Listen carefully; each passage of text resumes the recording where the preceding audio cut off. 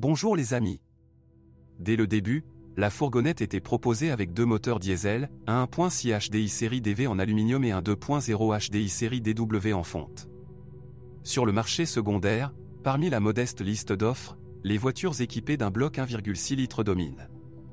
De plus, durant l'existence du 5008, ce moteur diesel a réussi à s'adapter à 3 normes d'émission. Le 1.6 HDI le plus faible de 110 chevaux n'a duré qu'un an. Il avait une paire d'arbres à cam en tête et 16 soupapes. Le moteur était forcément équipé d'un filtre à particules pouvant supporter jusqu'à 200 000 km.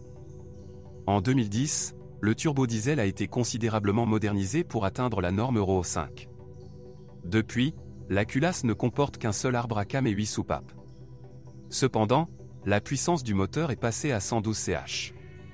Les changements ont également affecté le système d'injection Common Rail. Auparavant, des injecteurs électromagnétiques Bosch fiables et durables étaient utilisés.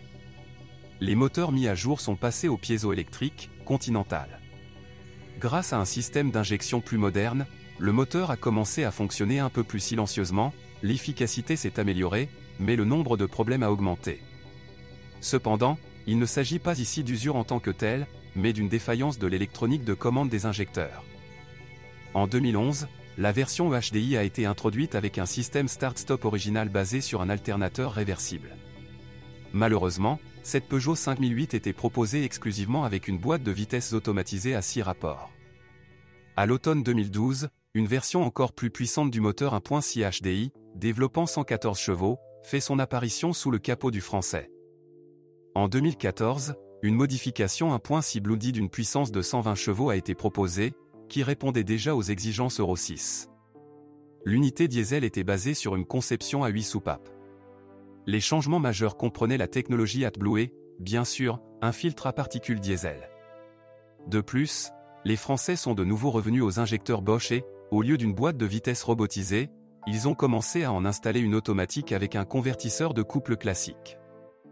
La modification spécifique du moteur peut être identifiée par les marquages sur la plaque dans le compartiment moteur.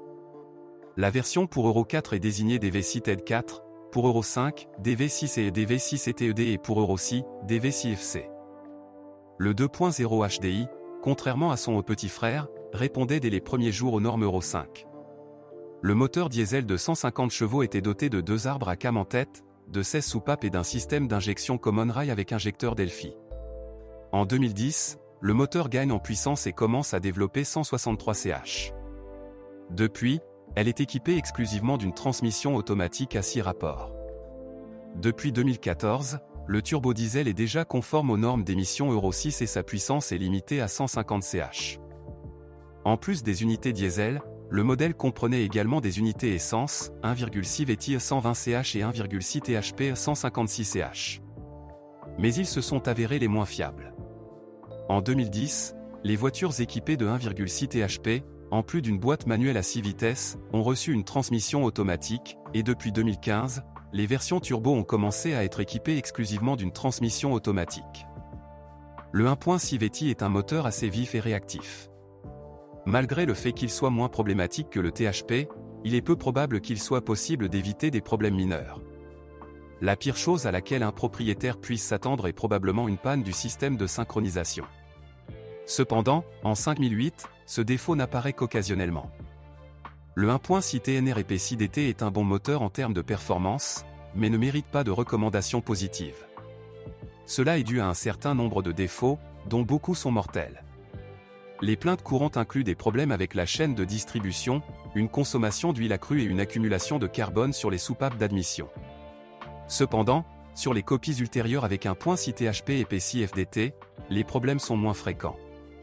Le 1.6 HDI a acquis une réputation mitigée auprès des propriétaires. Une longue durée de vie du moteur est garantie par des vidanges d'huile fréquentes. Le strict respect des recommandations du constructeur de renouveler l'huile tous les 30 000 km pour les propriétaires européens s'est soldé par une paralysie du système de lubrification due à la coquéfaction de l'huile. PSA s'est rendu compte de son erreur seulement un an plus tard, en réduisant l'intervalle de remplacement à 20 000 km.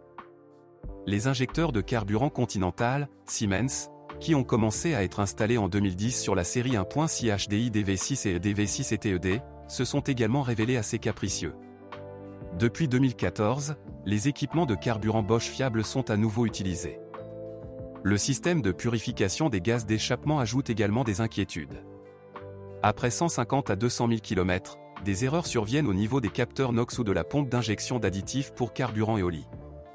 Le capteur NOx est situé sous le soubassement, où il est exposé à l'humidité. Une erreur dans la pompe d'injection d'additifs est parfois résolue en reconstituant l'alimentation en fluide Eoli. Cela dure environ 150 000 km.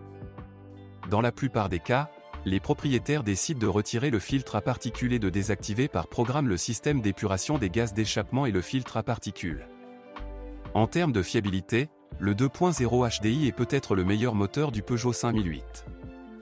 La transmission automatique robotisée à 6 vitesses est désignée BMPC. Dans la pratique du service, on l'appelle MSA. La box représente la deuxième génération de robots de PSA. Contrairement au premier-né, le robot s'est avéré plus efficace et, au lieu d'un embrayage électrique, un système électro-hydraulique est utilisé ici. Au moins jusqu'à 150 000 km, le robot fonctionne sans problème sérieux.